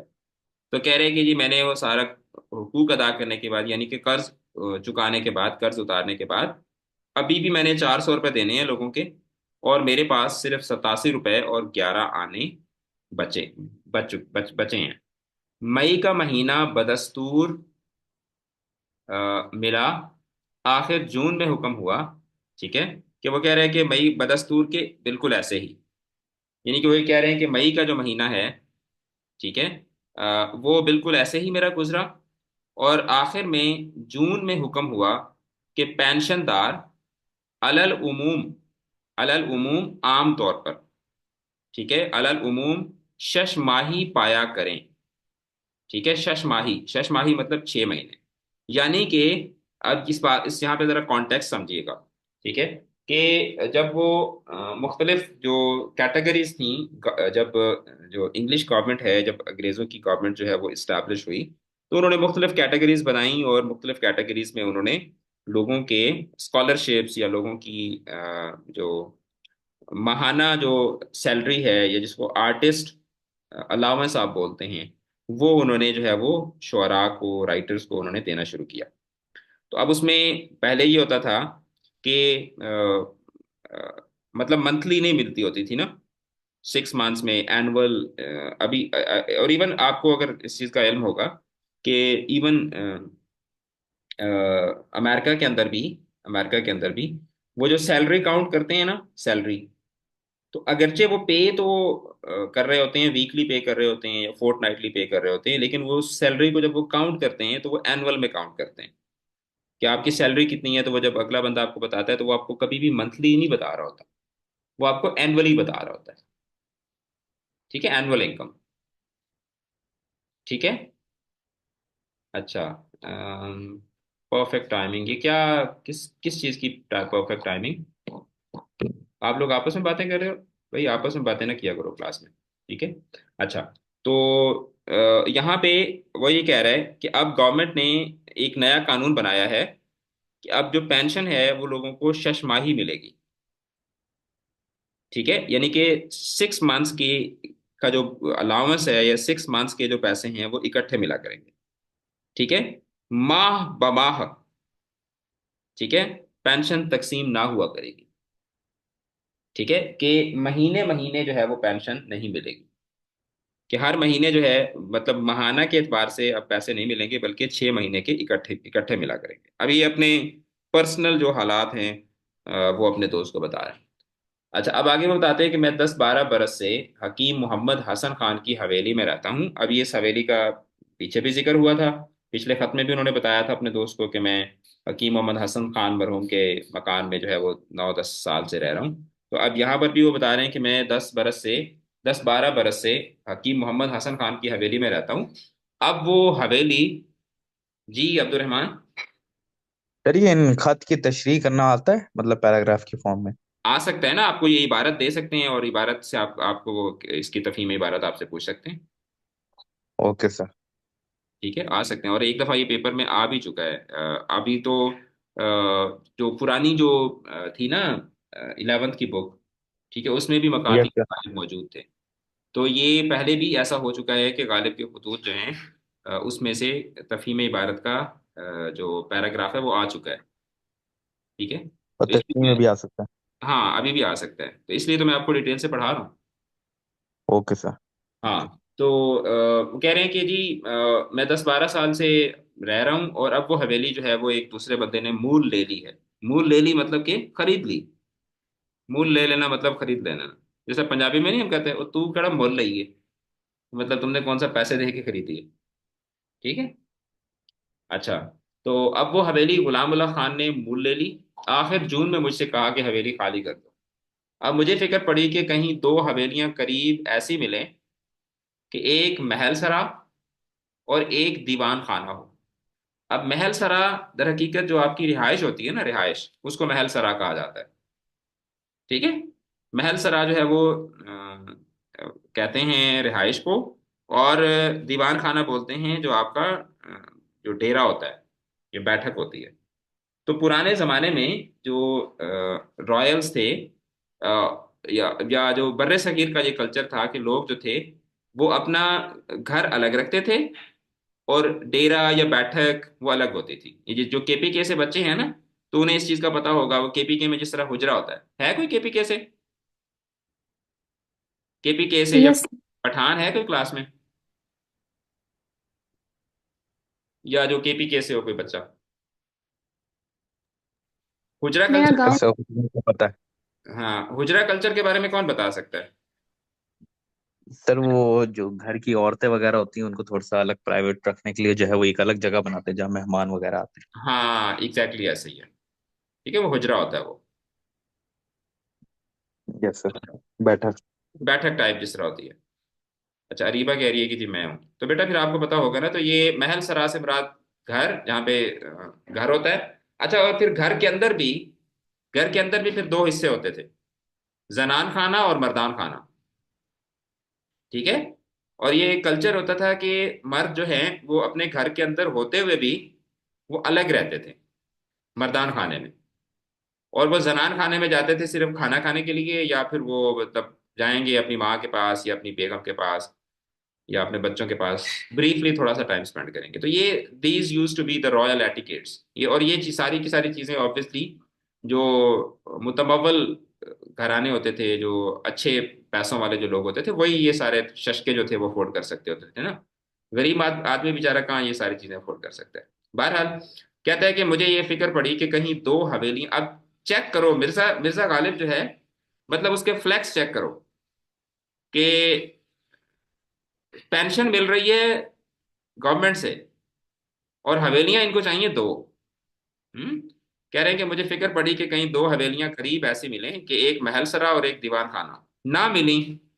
ना चार मतलब कि मजबूरन नाचार ये चाहा कि बिल्ली मारो में, बिल्ली मारो ये मोहल्ला था ना एक जहाँ पे वो रहते थे, बिल्ली मारो में एक ऐसा मकान मिले कि जिसमें जार हूं। जिसमें क्या हूं? जिसमें जार हूं। अब यहाँ पे जार से क्या मुराद है कि जिसमें वो हों, जिसमें खिड़कियां हों। जैसे हम लोग घर ढूंढ रहे होते हैं ना, तो हमारा होता है कि यार घर ऐसा हो कि जिसमें जो जो अलमारियां हों, मतलब खवातीन की ये प्रायोरिटीज होती हैं कि जी किराए पे घर खरीद रहे हैं तो जी वो अलमारियां तो कम से कम उसमें होनी चाहिए। अब वो कह रहे हैं कि जी ऐसा मकान मैं ढूंढ रहा था कि जो जिसके अंदर जार हों, कि मतलब जिस जो वेल कंस्ट्रक्टेड घर हो, अच्छा अच्छा हो, अच्छा बना हुआ हो। तुम्हारी छोटी फूफी ने बेकस नवाजी की। बेकस बोलते हैं गरीब को, गरीब नवाजी करना यानी कि किसी के ऊपर तरस खाना। तो कह रहे हैं कि जी तुम्हारी छोटी फूफो जो हैं उन्होंने बेकस नवाजी की। अच्छा, करोड़ अवाली करोड़ा वाली हवेली मुझको दे दी। अब ये हवेली का नाम है। तो कह रहे हैं कि करोड़ा वाली हवेली जो थी वो मुझको रहने को दी। हर चंद का मतलब अगरचे। हर चंद वो रियायत मुरई के मतलब वो उन्होंने जो मुझे रियायत मुरई से मुराद होता है कि एक ऐसी रियायत जो आप किसी आदमी को बगैर किसी मुआवजे के देते हैं। यानी एक तो ये ना कि आप मुझे कोई फेवर दे रहे हैं और आप कह रहे हैं कि अच्छा यार मैं आपको ये वाली फेवर देता हूँ, आप बदले में मुझे ये दे देना। और एक ऐसे है कि आप मुझे बगैर किसी मतलब के आप मुझे रियायत दे रहे हैं। तो ऐसी रियायत को बोलते होते हैं रियायत मुरई। हर कहते हैं कि अगरचे वो रियायत मुरई ना रही के महल सरा से करीब हो। कह रहे कि अगरचे मुझे इसमें वो सहूलत ना रही, मतलब मुझे इसमें वो वाली सहूलत या वो वाली फेवर मुझे उसमें उस घर में ये वाली फेवर मुझे नहीं थी, या ये वाली मुझे फैसिलिटी उसमें नहीं थी कि महल सरा से करीब हो। मगर खैर बहुत दूर भी नहीं, कल या परसों वहां जा रहूंगा। एक पाँव जमीन पर है, एक पाँव रकाब में। रकाब बोलते हैं दर हकीकत जो घोड़े के ऊपर जब आप बैठते हैं तो उसके जो सैडल्स होते हैं ना, सैडल्स घोड़े के, तो सैडल जहाँ पे आप पाँव रख के घोड़े के ऊपर चढ़ते हैं, घोड़े पे जब आप बैठे होते हैं तो व्हेन द हॉर्स इज सैडल्ड, तो आप उसकी सैडल के अंदर जहाँ पे पाँव रखते हैं तो वो उस जगह को रकाब बोलते हैं। एक पाँव जमीन पर है, एक पाँव रकाब में। यानी कि क्या मतलब कि हालात जो हैं वो मतलब मैं भागम भाग में ही। ठीक है, जैसे हम कहते हैं ना, यार बस भागम भाग चल रही है। ठीक है, कभी इधर कभी उधर, तो इस तरह के हालात चल रहे हैं। तोशे का वो हाल, गोशे की ये सूरत। ठीक है। अब तोशा जो है, तोशा दर हकीकत कहा जाता है खाना पीना। जो आपके खाने पीने के जो चीजें होती हैं या खाने पीने के जो लवाजमात होते हैं, इसको तोशा कहा जाता है। अच्छा, तोशे का वो हाल, गोशे की ये सूरत। कि मतलब कह रहे हैं कि खाने पीने की जो हालात हैं, मतलब खाने पीने के हालात जो हैं वो यहाँ पर बताए हैं ना, पेंशन और वगैरह वगैरह। कि मतलब कह रहे हैं कि मेरे मुआश का यानी मेरे सोर्स ऑफ इनकम का वो हाल है, और मेरी रिहाइश जो है उसकी सूरत हाल ये है। ठीक है, तो अब मैं जरा चैट्स भी देख लूँ कि चैट्स में बच्चे क्या कर रहे हैं। अच्छा सर, थर्ड लाइन में लिखा है अम, जार जार हूँ। ये समझा दें। अच्छा, जार का मतलब देखें, यहाँ पर जिसमें ऐसा मकान मिले कि जिसमें जार हूँ। ठीक है। अब इसमें ये जो जार का लफ्ज है ना, ठीक है, इसके यहाँ पे दो मतलब हो सकते हैं। ठीक है, और ये I mean this is something very common कि जब आप अदबी जो जुबान होती है, अदबी जुबान जो होती है, तो उसमें एक एक लफ्ज के दो दो मतलब जो हैं वो हो सकते हैं।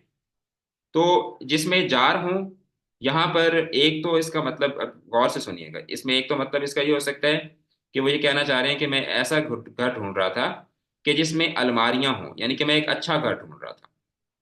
ठीक है, क्योंकि घर के अंदर अलमारी होना, कमरे के अंदर अलमारी होना, ये एक अच्छे घर की अलामत समझी जाती थी, अभी भी समझी जाती है। मतलब जो जिस जिस कमरे कमरे के अंदर अलमारियां नहीं होती तो उसको समझा जाता है यार ये तो सिर्फ चार दीवारें खड़ी की हुई हैं, ये घर थोड़ी है सिर्फ दीवारें खड़ी करनी है।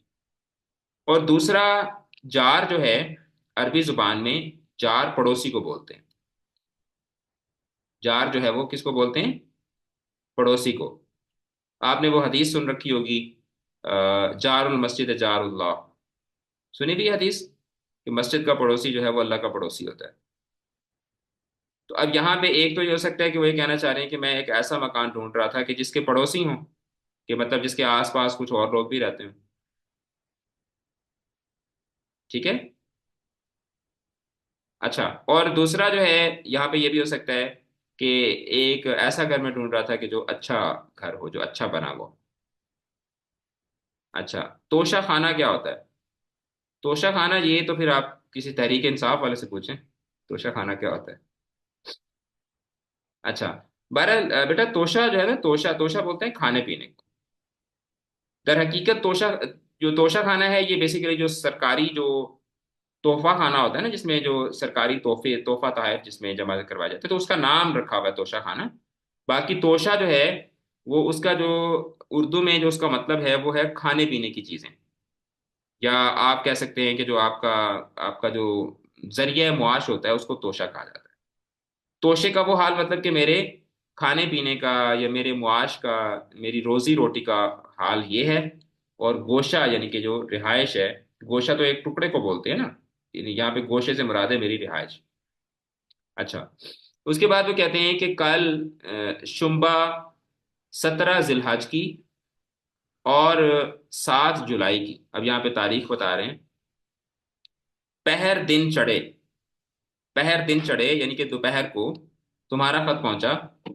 2 घड़ी बाद यानी थोड़ी देर बाद सुना गया कि अमीनुद्दीन साहब ने अपनी कोठी में नजूले इजलाल किया। ठीक है, अपनी कोठी में नजूले इजलाल किया। मतलब इजलाल जो है ये जलाल की जमा है। नजूले इजलाल किया यानी कि तशरीफ लाए। कहता है कि आपका खत मिला और थोड़ी देर बाद ही मुझे पता चला कि अमीनुद्दीन साहब जो हैं, वो यहाँ पर तशरीफ लाए हैं। ठीक है। तो पहर दिन रहे। ठीक है, कि मतलब थोड़ी देर के लिए वो यहाँ पर अमीनुद्दीन साहब जो हैं वो रहे। और अमीनुद्दीन साहब जो हैं, ये भी गालिब के एक दोस्त हैं। ठीक है, तो कह रहे हैं कि अजराह मेहरबानी, नागाह, नागाह ना चाहते हुए। ठीक है, वो एक होता है ना कि आप किसी जगह गए हुए होते हैं तो फिर आपको होता है यार फलां से भी मिल लेता हूँ, ना मिला तो फिर बाद में पता चलेगा तो अगला बंदा नाराज हो जाएगा। तो कह रहे हैं कि वो भी ना चाहते हुए मेरे पास तशरीफ लाए। मैंने उनको दुबला, दुबला मतलब कमजोर, मैंने उनको दुबला और अफसुर्दा पाया। दिल कुढ़ा, दिल कुढ़ा मतलब कि दिल उदास हुआ। दिल कुढ़ा मतलब दिल उदास हुआ। अली हुसैन खान भी आया। अब ये मतलब ना अपने निजी, उनकी जो प्राइवेट जिंदगी है, उनकी जो प्राइवेट लाइफ है, उसके जो दोस्त हैं, उनका यहाँ पर जिक्र कर रहे हैं। वो भी आया, वो भी उनसे मिला। मैंने पूछा कि मैंने तुम्हें पूछा कि वो क्यों नहीं आए। कि मतलब मैंने तुम्हें पूछा मतलब कि मैंने तुम्हारा पूछा, कि मैंने अली हुसैन खान से तुम्हारे मुतल्लिक पूछा कि अलाउद्दीन अहमद खान क्यों नहीं आया। तो भाई साहब बोले कि जब मैं यहाँ आया तो कोई वहां तो रहे, और इससे अलावा वो अपने बेटे को बहुत चाहते हैं। मैंने कहा कि इतना ही जितना तुम उसको चाहते थे। हंसने लगे। अब ये उनकी बहुत ही जाती किस्म की बातें हैं जो वो यहाँ पे कर रहे हैं। ठीक है, मतलब वो अलाउद्दीन को मुखातिब होके यहाँ पे मिर्जा गालिब कह रहे हैं कि जब अली हुसैन आया तो मैंने उससे पूछा कि भाई अलाउद्दीन क्यों नहीं आया, तो उसने कहा कि मैं आया हूँ, तो उसको मैं पीछे जो है वो छोड़ कर आया हूँ। ठीक है। अच्छा, तो कहते हैं कि मैंने उसे कहा कि और कहता है कि वो वैसे भी कह रहे थे अब हो सकता है कि यहाँ पे अलाउद्दीन और अलाउद्दीन का बेटा हो, अ, अली हुसैन, सॉरी अली हुसैन का बेटा है अलाउद्दीन। ठीक है। तो और इसके अलावा वो अपने बेटे को बहुत चाहते हैं। मैंने कहा इतना ही जितना तुम उसको चाहते थे। हंसने लगे। गर्ज के मैंने बज़ाहिर उनको तुमसे अच्छा पाया, आगे तुम दोनों के दिलों का अल्लाह मालिक है। अच्छा, तो अब ये एक ऐसा खत है कि जो दर हकीकत ये होता है ना कि आप एक आदमी के साथ आपकी दोस्ती होती है और आप उसमें उसको तवातुर के साथ खुतूत लिखते रहते हैं। तो अब यहाँ पे एक एक खत से तो हो सकता है कि हमें मुकम्मल जो ताल्लुक है मिर्ज़ा गालिब का अपने दोस्तों के साथ या जिन लोगों को यहाँ पे खत लिखे गए हैं, तो वो हमें यहाँ पे उतनी तफसील के साथ समझ नहीं आया। लेकिन इसमें जो इम्पोर्टेंट जो चीज़ है, जो समझने वाली है, वो ये है कि एक तो इसमें गालिब का जो अंदाज़ बयां है वो इसमें समझने वाला है कि आमतौर पर जब हम खत लिखते हैं या जब कोई भी आदमी खत लिखता है तो उसमें एक बनावटीपन होता है, या उसमें जब आप खत लिख रहे होते हैं तो उसमें एक बनावट सी महसूस होती है। तो एक तो मिर्ज़ा गालिब के खतूत के अंदर हमें वो महसूस नहीं होती। तो बड़ी इसमें बेतकल्लुफ़ी है, दोस्ताना रवैया जो है वो आपको खतूत में नजर आता है। फिर इसमें जो इसका जो गालिब के खतूत की जो सबसे खूबसूरत बात है वो है मुकालमाती अंदाज। मतलब वो खत ऐसे लिख रहे होते हैं कि जैसे वो खत नहीं लिख रहे, बल्कि वो क्या कर रहे हैं, वो उस अगले बंदे से बातचीत कर रहे हैं और जैसे गोया कि अगला बंदा भी जवाब में जो है वो मिर्ज़ा गालिब से बात कर रहा है। फिर इसके अंदर आपको जो है वो जो मिर्ज़ा गालिब के जो जज्बात हैं, ठीक है, वो आपको इसमें जज्बात की झलक इसमें दिखाई देती है। ये मैं आपको चीज़ें बता रहा हूँ, आपको हेल्प आउट करेगी जब अगर आपको इसमें से तशरीह जो है अ, वो अगर आपको लिखने के लिए आती है तो। ठीक है। तो ये कुछ इंपॉर्टेंट चीज़ें हैं गालिब के उस्लूब के मतलब या गालिब के का जो राइटिंग स्टाइल है उसके मतलब। और दूसरी जो इंपॉर्टेंट चीज़ है वो है इख्तसार, कि मुख्तसर खतूत हैं। ठीक है, very short and very to the point जो है वो खतूत हैं। ठीक है। अच्छा, अब इसमें ज़रा हम लोग चलते हैं ग्रामर की तरफ। ग्रामर का जो पार्ट है उसको हम लोग ज़रा देख लेते हैं। ठीक है। How much time do we have? Yes, we still have time. Sir Ghalib ने अपनी बाकी खतूत में भी इतने ही हैवी उर्दू इस्तेमाल की है। नहीं, बाकी खतूत में तो उन्होंने जो उर्दू इस्तेमाल की है ना वो अ, नवाजुद्दीन सिद्दीकी वाली उर्दू है। बाकी जो उनके खतूत हैं ना उसमें तो नवाजुद्दीन सिद्दीकी वाली और तहजीब हाफी वाली और ये वाली उर्दू है। ठीक है, ये जो आपको हम के ड्रामाज में जो उर्दू नजर नहीं आती वो वाली उर्दू। क्योंकि मिर्जा गालिब उसके बाद फिर आ गए थे लाहौर में। ठीक है। और ड्रामास देखते रहते थे सारा दिन, नेटफ्लिक्स देखते रहते थे मिर्जा गालिब, और टिकटॉक्स बनाते थे। तो इसलिए फिर बाद में उनकी उर्दू जो थी ना वो हैवी नहीं रही थी।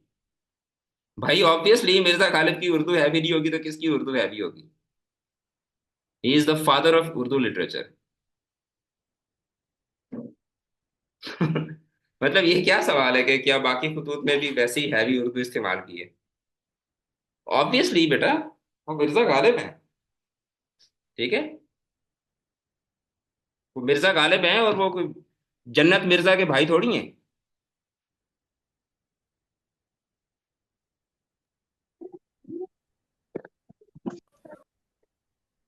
सर और जिस तरीके से आपने बोला मैंने कहा हो सकता है वाकई उर्दू तब्दील हो गई है।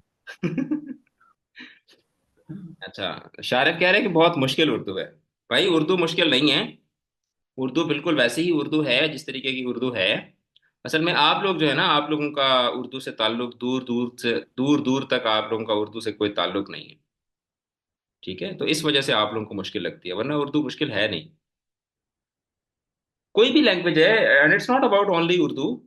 कोई भी लैंग्वेज है, अगर आपको वो लैंग्वेज आती है तो फिर आपको आसान लगती है, और अगर आपको नहीं आती तो फिर बेटा आपको नहीं आती, फिर तो आपको मुश्किल लगेगी ना। फिर ठीक है। उर्दू शारिफ, आपकी वैसे आपकी मदर टंग कौन सी है? आयु पंजाबी और पश्तून और सिंधी हो, बलोच हो? हम्म। शारिफ।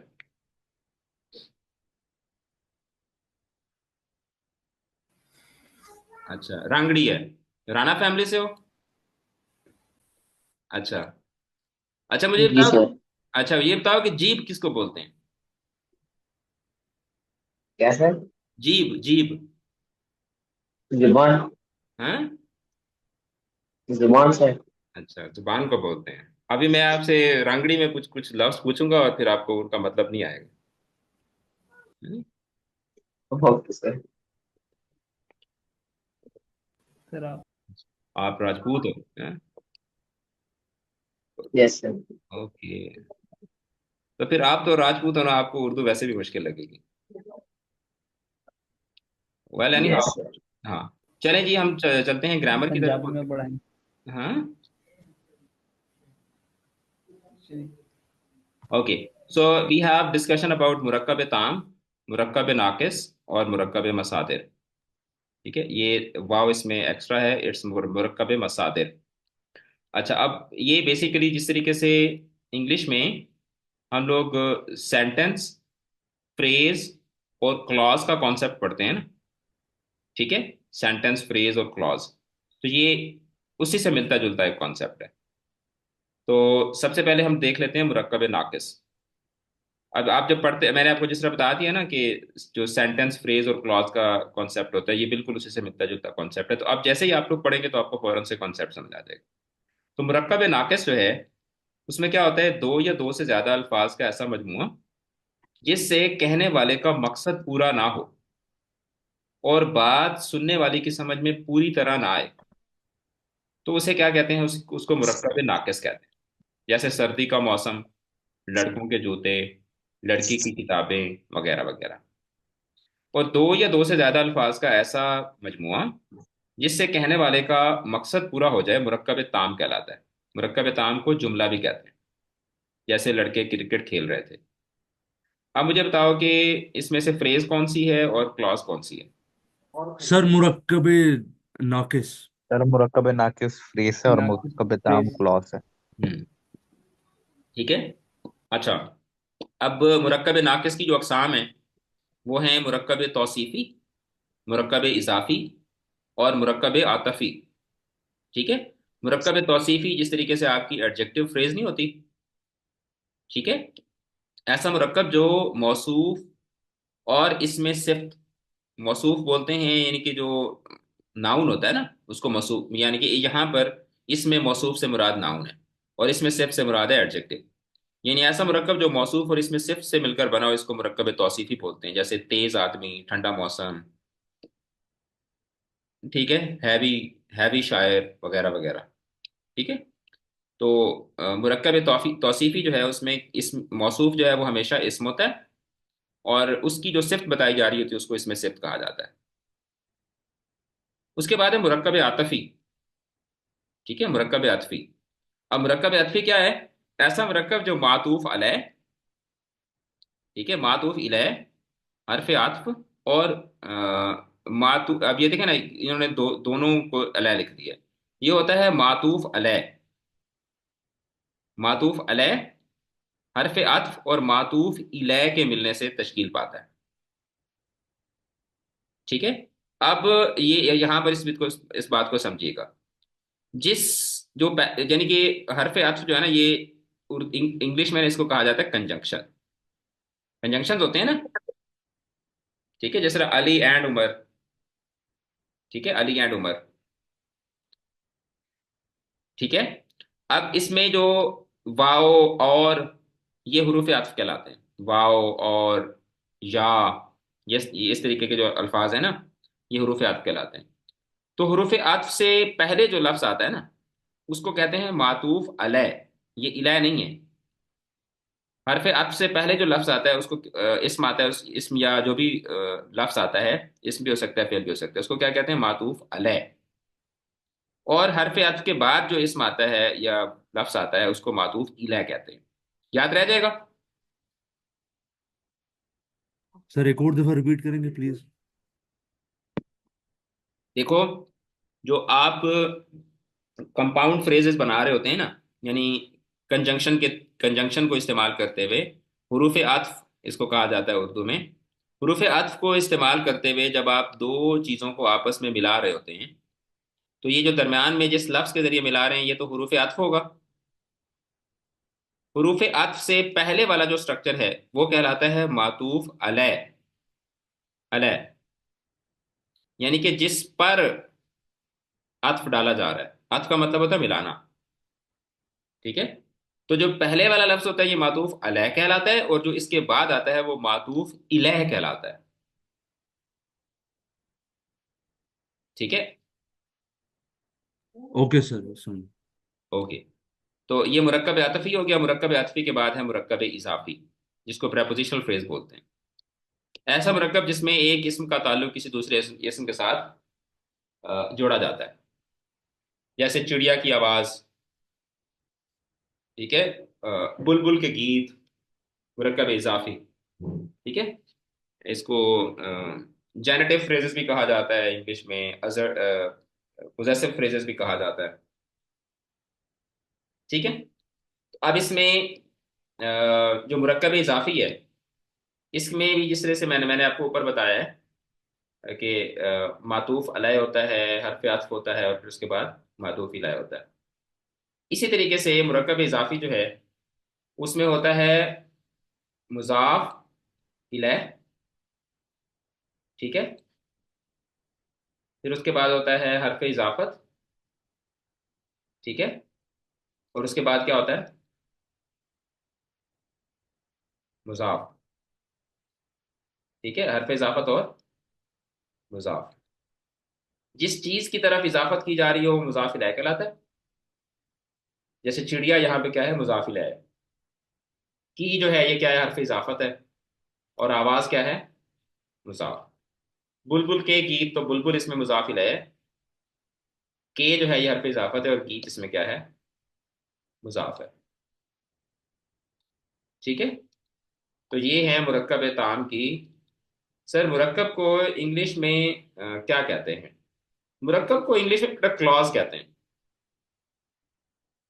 या वैसे उर्दू में इस तरीके से स्ट्रक्चर नहीं है। इंग्लिश में जो डिफरेंशिएशन है ना वो डिफरेंट तरीके से है। ये सिर्फ मैं समझाने के लिए आपको मैंने स्टार्ट में आपको बताया था, ताकि आप इसको रिलेटेबल फील कर सकें। वरना मुरक्कब जो है उसके लिए इंग्लिश में जो वर्ड है, एक्चुअल वर्ड, वो तो कंपाउंड है ना। कंपाउंड। लेकिन मुरक्कब के एग्जैक्टली इक्विवेलेंट जो है वो इंग्लिश में कोई स्ट्रक्चर जो है वो मौजूद नहीं है। उसके बाद है मुरक्कब मसादिर। मुरक्कब मसादिर क्या होते हैं? मुरक्कब मसादिर को समझने के लिए आपको सबसे पहले मस्दर का पता होना चाहिए। मस्दर जो है ना, ये दर हकीकत जिस तरह इंग्लिश में जेरेंड्स नहीं होते, जेरेंड्स, इंग्लिश में जो जेरेंड का स्ट्रक्चर होता है ना, उसको उर्दू में मस्दर कहा जाता है।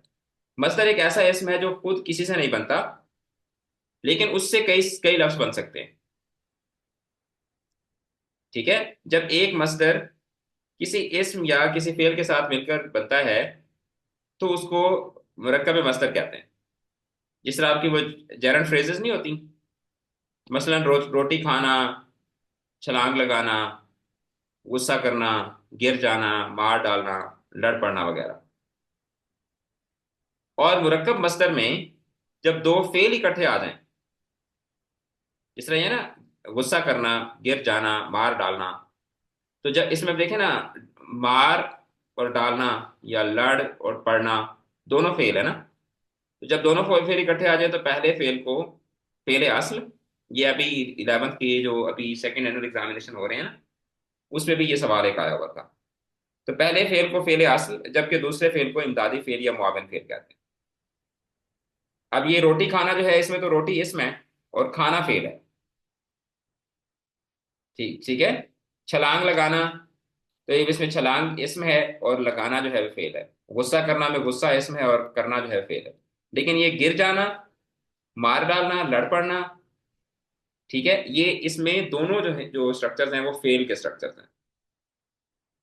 तब इसमें पहला जो स्ट्रक्चर है गिर, ये फेल असल है, और जाना जो है इसमें क्या है? ये इसमें जो है वो इमदादी फेल है।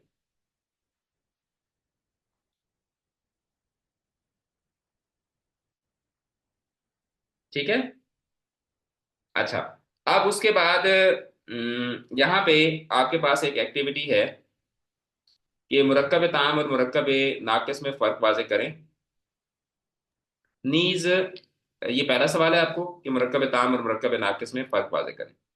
और फिर ये कहा गया है कि होना, आना, रहना, इनको बतौर इमदादी फेर इस्तेमाल करें। तो अब मुरक्कब ताम और मुरक्कब नाकिस में क्या फर्क है? कि मुरक्कब नाकिस जो है, ये दो या दो से ज्यादा अल्फाज का ऐसा मजमूआ होता है कि जिससे सुनने वाले को बात पूरी समझ में नहीं आती। और मुरक्कब ताम जो है, ये दो या दो से ज्यादा अल्फाज का ऐसा मजमूआ होता है कि जिसमें जो सुनने वाला होता है उसको बात पूरी तरीके से समझ आ जाती है। और अब अगला काम आप करें, होना।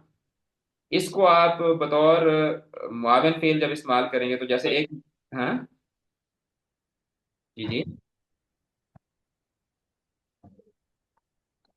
कोई ऐसा स्ट्रक्चर बनाए ना मुरक्कब मस्दर का कि जिसमें होना जो है ये इमदादी फेल बन रहा हो।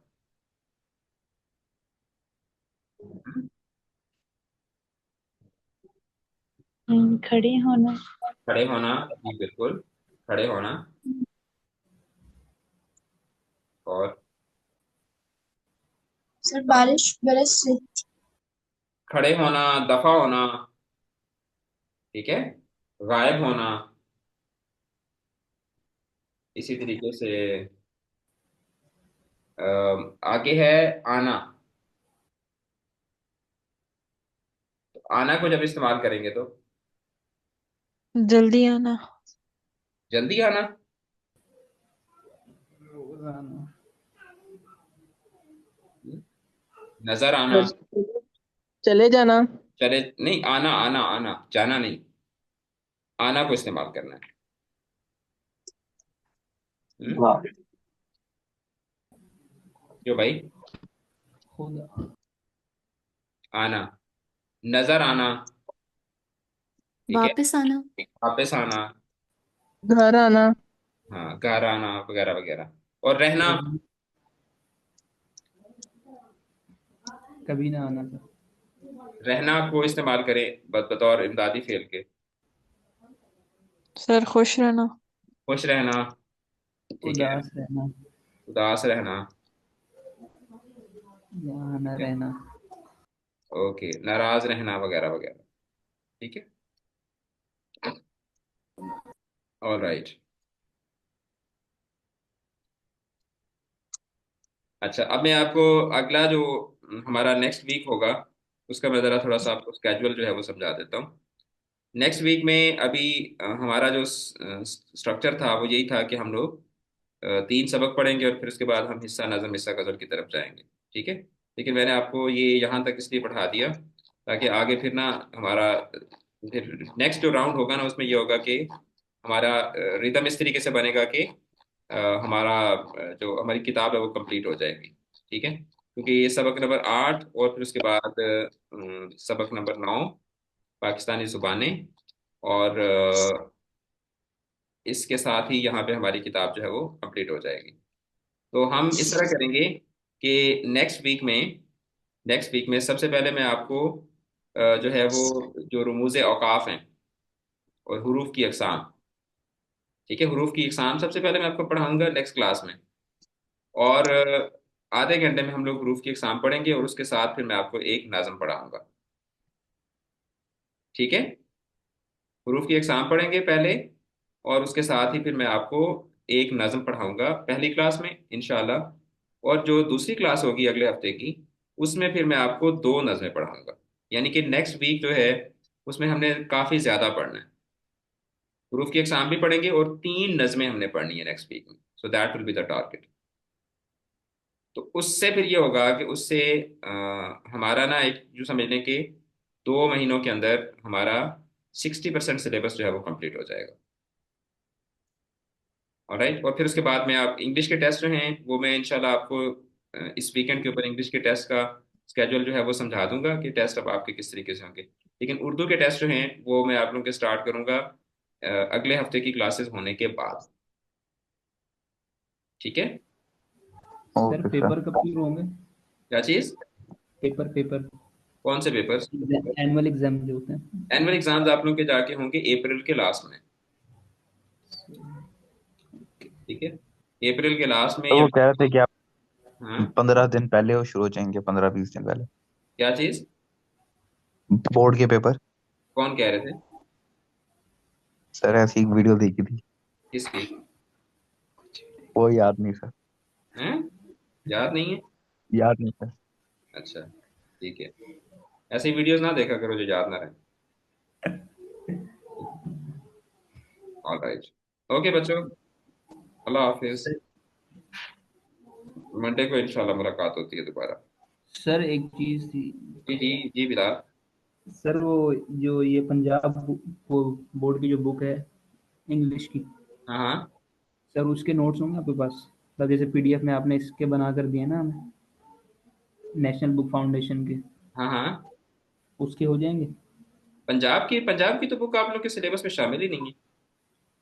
नहीं, कुछ स्कूल में पढ़ा रहे हैं ना, हाँ, जैसे यहाँ फिजाइया में, बैरिया में, फिजाइया में पढ़ा रहे हैं।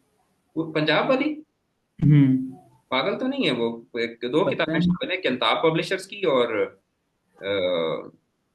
ये नेशनल बुक फाउंडेशन वाली। पंजाब वाली तो शामिल ही नहीं है।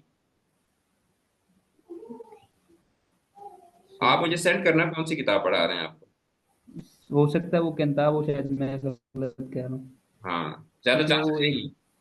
ज्यादा चांसेस यही है कि हम्म, आपको शायद समझ नहीं आई होगी। फजाइया में सर, मैं भी हाँ फजाइया से ही हूँ।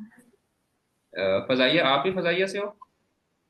सर मतलब ना, मैंने इस साल फजाइया छोड़ा, वैसे मैं 11 ईयर से फजाइया में ही थी। अच्छा अच्छा अच्छा अच्छा अच्छा। सही। तो अभी उधर सर तो मेरे अच्छा फ्रेंड्स उसके। तो हैं। अभी आप फजाओं से नीचे उतर आई हो? Sir army public school, Humayun road. अच्छा अच्छा अच्छा अच्छा अच्छा, आप एपीएस हमायूं रोड से। सही। तो एपीएस कहाँ से फजाइया में आ गया? नहीं सर, मैं मेरी फ्रेंड्स वगैरह तो है ना, वहां से बात होती रहती है सिलेबस वगैरह की, तो इसलिए पूछ अच्छा, रही थी पहले कि आप कौन। फजाइया में थे और अभी आप एपीएस हमायूं रोड में हो? यस सर, मैं 11 साल से फजाइया में ही थी। अच्छा अच्छा। तो नहीं तो बंदा जब फजा में होता है तो फजा से बंदा ऊपर जाता है, तुम नीचे आ गई हो। सर वो हुमायूं रोड ज्यादा अच्छा कॉलेज था। ये बात तो है, हुमायूं रोड तो बहुत अच्छा कॉलेज है। और हुमायूं रोड के मेरे बहुत ज्यादा स्टूडेंट्स हैं, हर साल होते हैं। ये जो थी, क्या उसको बोलते हैं, सीरत, वो भी हुमायूं रोड से थी। She was my student and जिसने अभी ये पोजीशन ली है एचएसएससी में। अच्छा। बहरहाल वो आर्ट्स की थी, शायद आप उसको ना जानती हो। वो वैसे भी पास आउट होगी। तो मैं भी इस साल आई हूँ तो। और हुमायूं रोड वाले वैसे बच्चे होते बड़े खलंडरे से हैं। क्यों सर? तो मेरा पढ़ाने का तजर्बा है ना, मेरे पास जो हुमायूं वाले बच्चे आते हैं तो वो बड़े खलंडरे से बच्चे होते हैं। हो सकता है तुम शरीफ हो। ऑलराइट। वेल एनी हाउ, ये हुमायूं रोड हो गया, फोर्ट रोड हो गया, ये वाले जो एपीएस है ना, इधर से जो बच्चे आते हैं वो सही खलंडरे किस्म के बच्चे होते हैं, बदमाश किस्म के बच्चे। ऑलराइट बच्चों, अच्छा सर। See you sir on Monday. जी जी। किताब की मिल जाएंगी? किताब की अभी जब किताब में पढ़ाना शुरू करूंगा तो फिर उसके साथ साथ नोट्स फिर मैं आपके साथ शेयर करूँ, अभी मेरे पास नहीं। सही। ओके। ठीक। ऑलराइट। किताब की बुक इतनी इंपॉर्टेंट नहीं है, नेशनल बुक फाउंडेशन वाली बुक ज्यादा इंपॉर्टेंट है। ठीक है। ये जो नहीं वो एपीएस असल में। वाले हैं, आप कौन सी पढ़ रहे हो भाई, एपीएस वाले बच्चे? सर अभी तो हम नेशनल ही पढ़ रहे हैं। हाँ, बस जो नहीं एपीएस वो असल में। में। हाँ मेरा एक दोस्त है, वो उधर कराची में, फिजाइया में। हाँ हाँ। तो वो पढ़ रहा है कंताब मेरे पास, तो कंताब ही होगी वो। तो आप कौन सी पढ़ रहे हो? मैं तो नेशनल पढ़ रहा हूँ, मैं वैसे पूछ रहा था कि अगर एक्स्ट्रा हो जाता तो। अच्छा अच्छा अच्छा। Hmm, yes Abdul Rafi, I'll share the English notes as well. Okay, Allah Hafiz.